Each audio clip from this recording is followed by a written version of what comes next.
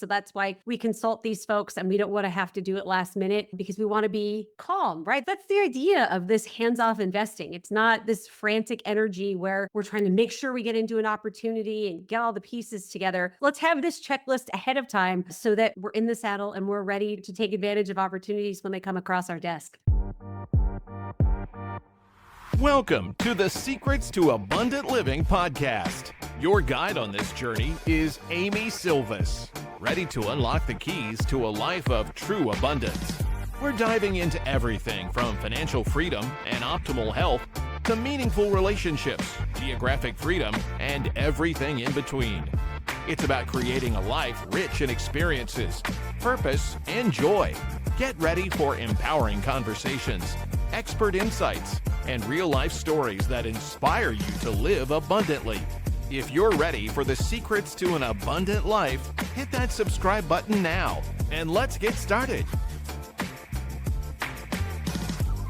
Secrets to Abundant Living podcast community, welcome. I'm excited to see you. We are halfway through December, and gosh, what a fun time of year. I hope you're enjoying your holiday season.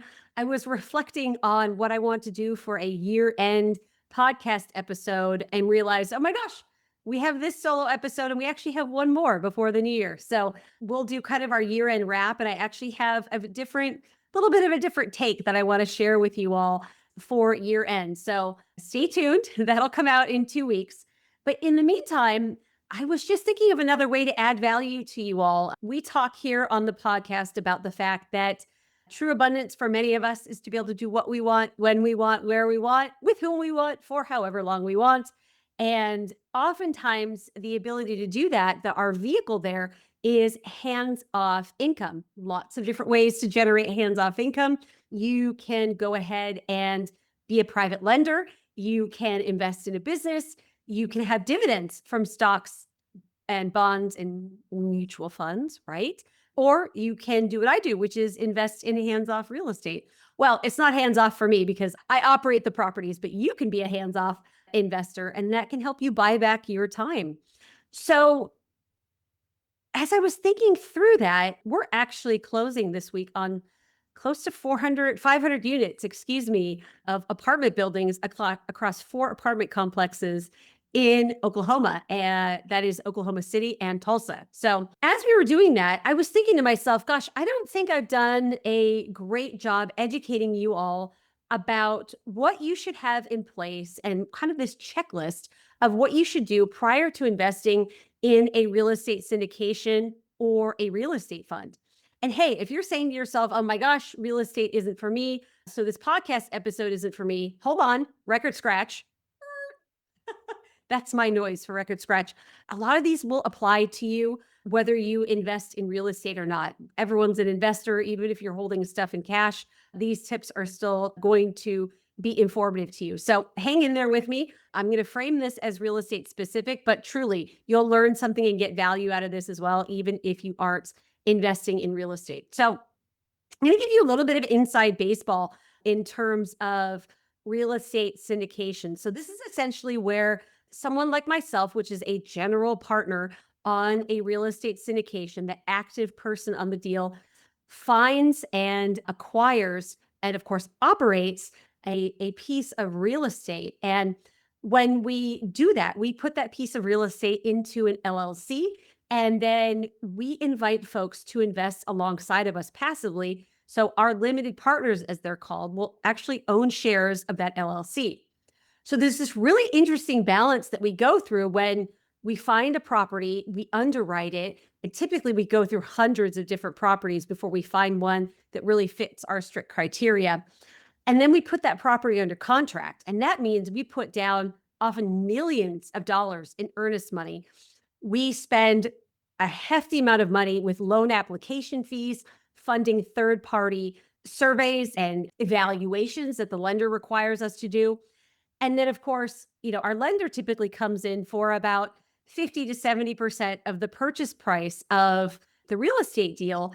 And then our investors and ourselves, because we invest in these ourselves as well, come in for a good, anywhere between 20 to 30 to 40% even, maybe sometimes even 50 of the purchase price. So as you can imagine, we're balancing all of these balls in the air of let's make sure we do our due diligence. Let's make sure the lender is making progress.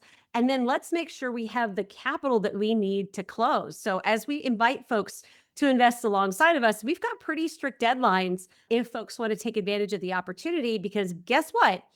If we don't have funds in the bank account prior to closing, we're not closing the deal. And we have a lot of our own, what we call risk capital at stake if we don't close the deal. So that's why we set these deadlines. So anyway, as we were going through this process with our Oklahoma deal, which we're really excited, we've got a lot of investors, maybe even some of you listening, and we're going to close on that here this week. But I did want to give some tips and tricks for those of you. Maybe you're a seasoned syndicator and you want to see a little bit of how the sausage is made, or seasoned syndication investor, and you want to see a bit about how the sausage is made. Or maybe you've never invested in something like this before and you're just kind of learning to see what's going on. I want to give you 5 tips to get yourself ready for this type of investment. And hopefully that's helpful to you. So the first tip is deciding what type of funds you're going to use to invest in this type of opportunity. The first type, obviously, is cash you have in your bank. So you may just already have cash that you're looking to deploy. Pretty straightforward in terms of getting that prepared. Some of you might have been listening to the podcast already and are interested in investing with self-directed funds from a retirement account. You may have a 401k from a previous employer. You've left that company, and now you're eligible to roll that over into a self-directed IRA or a solo 401k. Now, that's not for everybody. We do a deeper dive in a previous podcast episode so you can understand the ins and outs there. But the bottom line is Wall Street has done a little trick on a lot of folks, a lot of Americans, convincing them that they can only invest in stocks, bonds, and mutual funds in their retirement account. But the truth is you can invest in private lending, gold and silver, businesses, and of course, real estate. So if you want to invest in a syndication or a real estate fund with your retirement account, let me tell you a few things you need to have done before you even consider investing. The first thing is you need to choose a custodian to roll over your 401k to. Whether you're doing a solo 401k or a self-directed IRA, you need to pick which company you're going to do that with. And that can take some research, right? You might want to make a few phone calls. You might want to talk to some people about referrals or understand the fees. Then you're going to, once you open that account, and doing the paperwork with a new custodian can sometimes take several weeks. And then once you have that account open, you've got to fund that solo 401k or that self-directed IRA. And let me tell you, I'm not going to name them by names, but some of those classic large Wall Street institutions that you may recognize that have your old company's 401k, they might take 3, 4, 5 weeks to let go of your retirement money as you move it over to the new custodian. And then once that money is with the new custodian, it might take a week or two for your new custodian to go over the paperwork of the investment that you wish to invest in. Again, it might be gold and silver bullion. It might be private lending. It might be a business. It might be a real estate syndication or fund, but they're going to need to evaluate and make sure what you're looking to direct your funds into is actually something that fits the limits from the IRS in terms of what you can invest in. That might take a couple of weeks. So I have had some people looking to invest alongside of me, and I've actually made the mistake of not educating them and realizing at the 11th hour, oh my gosh, you said you were going to invest via a self-directed IRA or a solo 401k. You don't even have one set up yet, let alone have it funded, let alone have the paperwork assigned to be able to fund an investment like this. So, and that's no one's fault. I mean, you don't know unless someone tells you, but we do have those deadlines, and we'll continue to have those deadlines moving forward so that we've got ample opportunity and time for you all to do what needs to be done in order to invest alongside of us. So again, having all of that taken care of before you identify an investment, really, really imperative. It'll make your life a lot easier, and it'll make sure you don't miss out on an opportunity to invest in one of these great opportunities. Again, real estate or otherwise, sometimes these operate on a first come, first serve basis. And the last thing you want is to be scrambling because it's taking a long time to, sell something else, or your old custodian isn't letting you move it over in a timely manner. Not a great place to be in. And of course, as we become business partners, when you invest alongside of us, and we want to make sure we're able to close our deal as well, right? Usually not a big issue. We usually have very strong demand for our opportunities. But again, just to kind of frame and let you know what's going on behind the scenes. Another thing that I'd like you to keep in mind, so not just are you using qualified funds from a retirement account, or what type of funds are you using? The other thing I want you to consider is asset protection. So some people are really interested in understanding what type of entity or vehicle should they be investing via in these types of deals. Again, this goes for gold and silver bullion. I'm going to say it again: private lending, businesses, real estate, all of these things. Some people invest in their own name, totally fine. Some people invest in an LLC, totally fine. Some people use a trust, also fine. I'm not a lawyer. I can't give you advice in terms of how to structure your investments, but I will tell you almost every deal I have, there's at least one person that gets a little wrapped around the axle trying to figure out how they want to invest in terms of entity, non-entity, trust, no trust. This is something absolutely we should be thinking about ahead of time before you identify a deal. Again, a lot of these deals are popular, and sometimes we have opportunities like right now where it's the end of the year, it's the holidays, you're traveling, you're spending time with family. You don't want to be scrambling to get a hold of your lawyer last minute to figure out, oh my gosh, should I form an entity, which is going to take you weeks, by the way, to invest? I don't quite know what the strategy is. Let's reduce your stress. Let's reduce the kind of franticness, and we can go ahead and make that strategy ahead of time. And then we know, and we're all in the saddle, ready to invest when the right opportunity pops up. I'm going to take a sip of my Starbies here.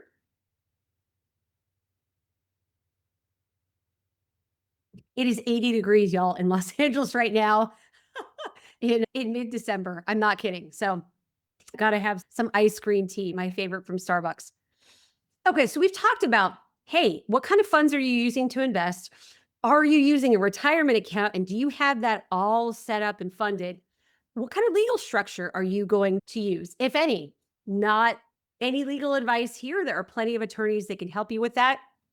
The other thing that's kind of a legal / tax thing, so we'll say this in terms of tax planning, is some people want to take advantage of the tax opportunities, tax mitigation with investing in real estate. And that's for some people. Other people, it doesn't fit for them. But they get really curious to take advantage of these tax benefits. Do I have to invest in some sort of structure, trust, LLC, cash? What should that look like? That is something also to talk to your tax professional about. Hopefully it's a tax professional that it specializes in real estate, and then also your legal team. I recently had an investor who was trying to talk with her tax professional about what type of legal entity she should invest in. And the tax professional said, nope, you need to go talk to your attorney about that, your legal side of the house, because that's not something I can address. So, there can be some back and forth. You may need to be, connecting some folks. So again, I'm not ever giving tax advice. I'm not ever giving legal advice. So that's why we consult these folks, and we don't want to have to do it last minute because we want to be calm, right? That's the idea of this hands-off investing. It's not this frantic energy where we're trying to make sure we get into an opportunity and get all the pieces together. No, let's have this checklist ahead of time so that we are set up, we're in the saddle, and we're ready to take advantage of opportunities when they come across our desk. Have you ever thought about having multiple streams of income? Instead of relying on just one stream of income where you're trading your time for money, how would you like to free up more of your time and live a more abundant life? As a listener of the show, you're invited to attend one of our upcoming trainings where I'll give you an inside look into how you can add passive income and get all the other perks of recession-resistant real estate investing without the headaches of being a landlord. I'll also be sharing some hidden mistakes to avoid and the criteria I personally look for when evaluating potential investment opportunities. To reserve your seat for free, go to sylviscapital.com/webinar. Again, that special link to reserve your seat for free is sylviscapital.com/webinar. I look forward to seeing you on the training. And now back to the show. All right. Another pro tip is meeting with a real estate specialized tax person. So you've heard me talk about this, but sadly, there are tax people, CPAs, specialists who don't specialize in real estate per se, and they're not necessarily going to give you or have a comprehensive understanding of what bonus depreciation and tax benefits a real estate syndication or real estate fund may have for you. So the analogy I like to get is, if you're a pregnant woman, are you going to go to a eye doctor for your prenatal care? Nothing wrong with an eye doctor. Eye doctors are amazing. They're still doctors, right? They're still doctors, but for eyes. So if you want the best care possible, if you happen to be a pregnant woman, go to an OBGYN, right? We all know that. They're going to be the specialist. If you have nothing else, yeah, of course, go to an eye doctor. They're still a doctor. Same thing with tax professionals. You're probably not going to get the best possible advice and care you possibly can if you just kind of go to a generic CPA or tax person. No shade to them, but they're a specialist for a reason, right? So go to a specialist. Anyway, let's find ahead of time if you can take advantage of depreciation through real estate, bonus depreciation, how you can use it, and what your strategy is going to be. Do you have a certain amount of benefits that you're looking to receive from real estate tax mitigation? And how much money do you need to invest to receive those? What does that look like? Let's do that ahead of time, because if we're waiting to get on our CPA schedule, get on our tax professional schedule, outline what that needs to be while we're on the clock, making sure we secure a spot in a real estate syndication or fund, it's going to be rushed. You're probably going to miss the deadline. You may make some mistakes. So taking care of that and understanding all of that ahead of time, definitely a brilliant idea that'll set you up for success. And who doesn't want to mitigate taxes, right? Okay. And on that note, how much are you looking to invest? How much capital are you looking to deploy? So really having that strategy every year as we come up on 2026, it's a great time to decide, hey, this is how much of my portfolio is in paper assets, stocks, bonds, and mutual funds. Here's how much of my portfolio is in hard assets, maybe commodities, maybe gold and silver bullion, maybe in real estate.